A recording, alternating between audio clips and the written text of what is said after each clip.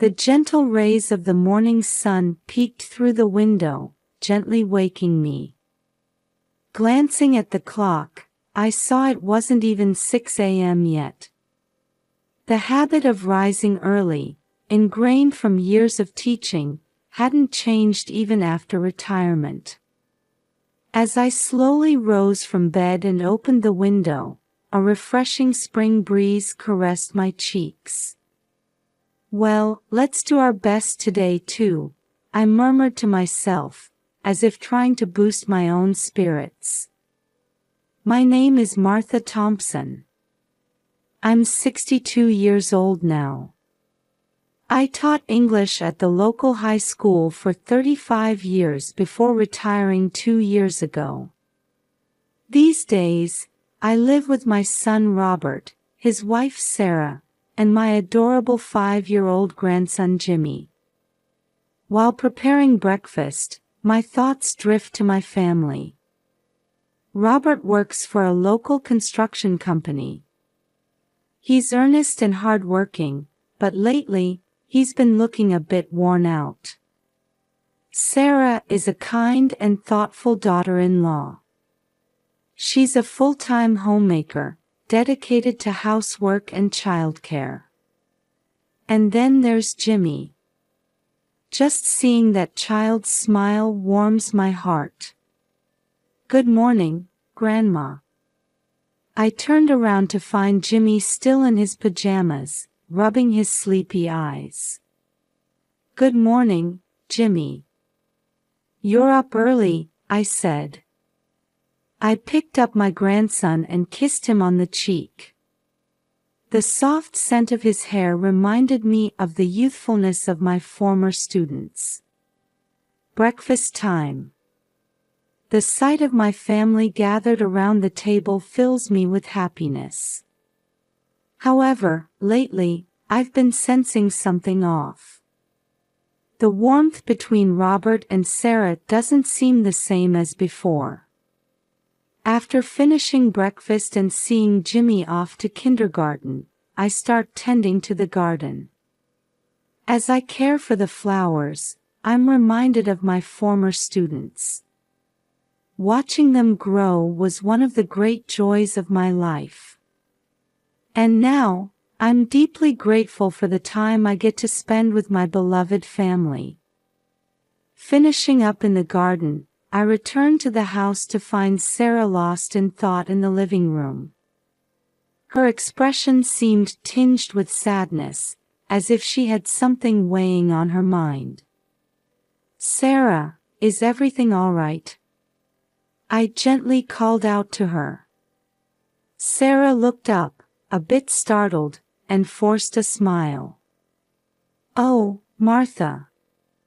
I'm fine, just thinking about some things." I sat down next to her and gently placed my hand on her shoulder. "You've seemed troubled lately. Would you like to talk about it?" Sarah hesitated for a moment before letting out a deep sigh. "Actually, I'm worried about Robert." Her words sent a wave of anxiety through my chest. "What do you mean?" "Robert's been acting strange lately. I don't know if it's work stress, but he's been coming home late, and when he is home, he seems irritable." There were tears glistening in Sarah's eyes. I squeezed her hand. "I see. Come to think of it, Robert has seemed a bit different lately." Sarah continued, "And it seems to be affecting Jimmy too. Yesterday, Jimmy said, 'Daddy's scary.'" Hearing those words broke my heart. I could feel cracks forming in our precious family. "Sarah, what specific changes have you noticed in Robert?" I asked quietly. Sarah thought for a moment before answering. "He's been taking phone calls in secret, suddenly going out more often. And he's grown cold towards me too." As I listened silently to Sarah's story, I reflected on Robert's recent behavior. Indeed, he had become more taciturn and seemed to be spending less time with the family. "Have you tried talking to Robert about this?" I asked, and Sarah shook her head sadly. "I've tried, but he just says, it's just work being busy, and brushes me off." Our conversation was interrupted by the sound of the front door opening. Jimmy had returned from kindergarten. "Mommy." "Grandma," his cheerful voice rang out.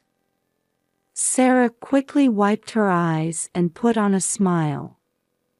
"Welcome home, Jimmy. Did you have fun today?" Jimmy began happily recounting his day at kindergarten, but I noticed a shadow of anxiety in his eyes. I didn't miss this change in my grandson. That night, at the dinner table, Robert came home late and began eating in silence. The family conversation lacked its usual warmth and felt awkward. After dinner, Jimmy sat on my lap and said in a small voice, "Grandma, I wish Daddy and Mommy would make up." Those words tightened my chest. As I gently embraced Jimmy, I wondered what I could do to protect my family's happiness. That morning began like any other ordinary day. However, deep in my heart, I felt an ominous premonition swirling. At the breakfast table, Sarah's chair was the only one empty. When I asked, "Where's Sarah?" Robert answered expressionlessly, "Seems she left early." His attitude struck me as odd, but I didn't press further. All day long, there was no word from Sarah. As evening approached, a heavy rain began to fall outside. As the wind howled and trees swayed violently, my anxiety only grew. "Robert, hasn't Sarah come back yet?" I asked. He avoided eye contact and curtly replied, "She's probably working late." As night fell, the storm intensified. My heart raced to the sound of rain pelting the windows and distant thunder. Suddenly, I heard Robert cry out, "Jimmy!" We frantically searched the house, but Jimmy was nowhere to be found. "He might have gone outside," Robert said. Trembling with fear, I grabbed a flashlight, put on a raincoat, and dashed outside. Beaten by the fierce rain and wind, I searched the garden. "Jimmy! Jimmy!" I called out repeatedly, but there was no response. Then, I spotted the old doghouse in the corner of the garden. From there, I could faintly hear the sound of sobbing. "Jimmy!" I called out as I approached the doghouse. Peering inside, I found Jimmy sitting there, shivering. "Grandma," Jimmy said in a tearful voice. I quickly scooped Jimmy up and carried him back to the house. Robert was waiting at the entrance, but his expression was strangely calm. In the living room, I wrapped Jimmy in a blanket and gave him a warm drink. Gently, I asked, "Why did you go outside?" Jimmy answered in a trembling voice, "Daddy, to Mommy." "What did Daddy do to Mommy?" I asked, holding my breath. And then, Jimmy's next words changed my world completely. "Daddy pushed Mommy into the incinerator." In that moment, my mind went blank. Jimmy's words echoed in my head as if in slow motion. "What do you mean?" I asked in a shaky voice. Jimmy continued between sobs, "Daddy and Mommy were fighting loudly, then Daddy dragged Mommy to the incinerator. I was at a loss for words. Looking at Robert next to me, I saw his face had turned pale. "No, that's not." Robert mumbled, but his voice lacked conviction. From that night on, my world changed completely. Even as morning came, it felt like last night's nightmare was still continuing.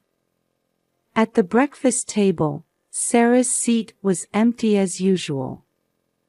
Jimmy sat silently, not touching his food. Robert was restless, constantly checking the clock. I took a deep breath and made a decision. "Robert, I'm going to call the police." Robert looked up, startled. "What are you talking about, Mom?" "Sarah will surely come back. There's no need for the police." "But what Jimmy said." "That's a misunderstanding." Robert raised his voice. Jimmy, frightened by this, hid behind me. With trembling hands, I picked up the phone and called the police. "Yes, my daughter-in-law is missing." "And," I continued, choosing my words carefully, "there's a possibility that my son may have harmed his wife." After I hung up, Robert was looking at me with eyes full of anger. "Why would you?" However, his words were interrupted by the doorbell. The police had arrived surprisingly quickly. 2 officers entered the house. They carefully assessed the situation and began asking detailed questions about Sarah's disappearance. "You haven't seen your wife since yesterday morning?" one officer asked Robert. Robert answered nervously, "Yes, she seemed to have left early." The other officer began asking about the incinerator. I didn't miss how Robert's face tensed for a moment. The officers went out to the garden to examine the incinerator. Meanwhile, I held Jimmy, trying to comfort him. "Grandma, I'm scared," Jimmy said in a small voice. "It's okay, Jimmy. Grandma's here with you," I answered, but I could feel my own voice trembling. When the officers returned, they began asking Robert more questions with serious expressions. Robert's answers seemed vague and sometimes contradictory. That afternoon, the police announced they would launch a full investigation. They asked for a photo of Sarah, so I began searching for her album. As I looked through the album, I steeled my resolve. Not only would I rely on the police investigation, but I also needed to uncover the truth myself. For Sarah's sake, and for Jimmy's. As the sun was rising, the police forensics team arrived. They headed towards the incinerator in the garden and carefully began their investigation. I watched from the window, unable to calm my racing heart. Robert paced back and forth in the room, clearly agitated. "This is concerning. What will the neighbors think?" he muttered. I found his words unsettling. It sounded as if he was more worried about the neighbors' gossip than his wife's well-being. A few hours later, the head of the forensics team entered the house. His expression was grim, and my heart began to race. "We found what appears to be human bones in the incinerator," he said quietly. At those words, the air in the room seemed to freeze. Robert collapsed into a chair, covering his face with his hands.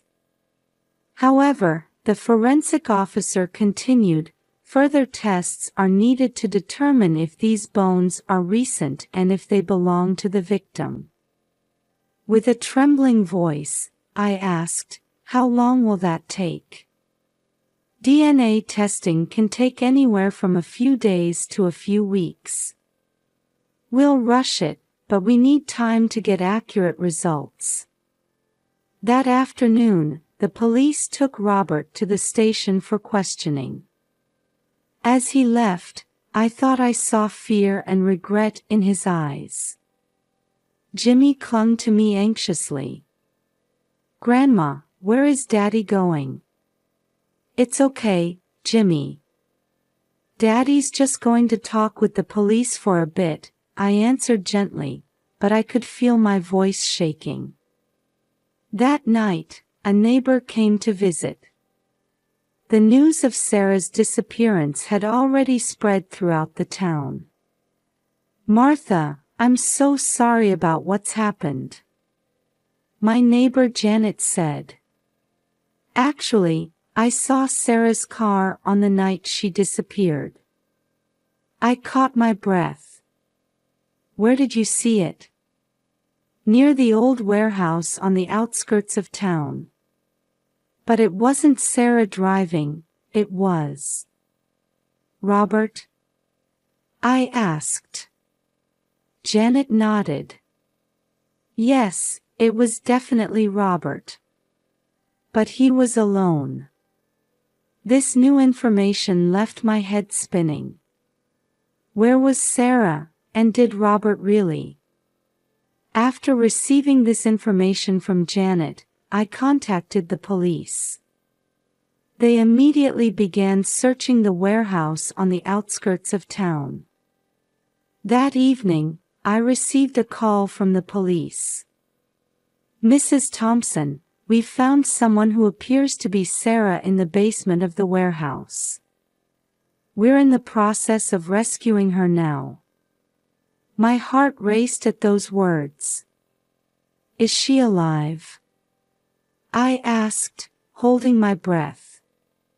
"Yes, she's conscious but seems to be in a weakened state. We'll transport her to the hospital immediately." I rushed to the hospital. When I arrived, a police officer was waiting for me. "Sarah's condition is stable. However, she seems to have been through quite an ordeal," he explained. When I entered the hospital room, Sarah was lying in bed. She looked thin, pale, and had dark circles under her eyes. But she was alive. That fact alone brought tears to my eyes. "Sarah." I took her hand. Sarah weakly opened her eyes and looked at me. "Martha." Her voice was hoarse. "It's okay, you're safe now," I said gently. After Sarah calmed down a bit, she slowly began to speak. "Robert, he locked me in the basement. He..." She choked on her words, and I gently squeezed her hand. "At first, he threatened to throw me into the incinerator. But instead, he put me in the basement." Tears welled up in Sarah's eyes. "Why would he do such a thing?" I asked. Sarah let out a deep sigh. "Because I found out about his affair." He panicked. At that moment, a police officer entered the room. "Sarah, can we talk to you?" Sarah nodded, and I held her hand as I listened to her testimony. The details of Robert's affair, how Sarah had found evidence, and how Robert had threatened her and eventually locked her in the basement all came to light. When she finished speaking, the police officer said quietly, "Robert has already been arrested. We're still investigating the bones found in the incinerator." Sarah asked in a trembling voice, "Jimmy? Is Jimmy okay?" "Jimmy is fine," I reassured her. I'm taking care of him now. Sarah closed her eyes in relief. Thank you, Martha. As I left the hospital room that night, I renewed my determination. From now on, I would protect Sarah and Jimmy, and walk a new path in life with them. While Sarah was recovering in the hospital, I continued my efforts to uncover the truth. With each visit to her hospital room, Sarah gradually shared more about the terrifying events of those days. I found messages on Robert's phone from an unfamiliar woman, Sarah began in a shaky voice. At first, I wanted to believe it was nothing. But I nodded quietly at her words. So, you confronted Robert. Sarah closed her eyes and took a deep breath. Yes. But he flew into a rage. That was the beginning of it all. From Sarah's testimony, the existence of Robert's mistress came to light. Her name was Carol, a colleague from Robert's workplace. As the police investigation progressed, new facts emerged. Carol had also been reported missing a few weeks earlier. A missing person report was filed for Carol, the detective in charge informed me. The timing of her disappearance is close to when Sarah was confined. This information weighed even heavier on my heart. What had Robert done? And the bones found in the incinerator. I decided to gather information from the local community as well. I visited the town library and the cafe Sarah frequented, talking to people. Mary, the librarian, had some interesting information. Just before Sarah disappeared, I saw her having a heated argument with a woman named Carol, Mary said. They were both upset, and I remember Carol shouting, "Stay away from him." Jennifer, a waitress at the cafe, also provided crucial testimony. That day, I saw Robert with Carol. They seemed very intimate. As I gathered this information, the outline of the incident gradually became clearer in my mind. However, big questions remained. Where was Carol? And did Robert really? Every night, I compiled this information in my notebook, forming as many hypotheses as possible. As sleepless nights continued, I vowed not to give up until I reached the truth. For Jimmy's sake, for Sarah's sake, and for our entire family, I had to uncover the truth. That thought kept me going. The truth came to light just before Robert's trial was set to begin. After consulting with his lawyer, Robert decided to confess to all his crimes. I listened to Robert's confession at the police station. His face was haggard, and the light had gone from his eyes. "Mom, I'll tell you everything," Robert said in a thin voice. Robert and Carol's relationship had begun about a year ago. It started with casual conversations and eventually deepened into a serious affair. Things with Sarah had cooled off. Carol understood me, Robert explained. But it was a mistake. The situation took a drastic turn the night Sarah discovered the affair. Sarah confronted Robert and demanded a separation. Panicking, Robert threatened Sarah and locked her in the basement. I wanted time. Time to think, Robert continued in a trembling voice. But the most shocking truth was yet to come. Robert began to speak painfully about Carol's disappearance. That night, Carol came to the house. She said she wanted to talk about Sarah. Robert's eyes filled with tears. But we argued. Robert and Carol's argument escalated, and he accidentally pushed her down the stairs. Carol, she stopped moving. I got scared. Robert covered his face with his hands. In a panic, Robert tried to dispose of Carol's body in the incinerator. And in the process, Jimmy witnessed it. When Jimmy saw me, I didn't know what to do anymore. As I listened to Robert's confession, I was at a loss for words. The terrible crime my son had committed.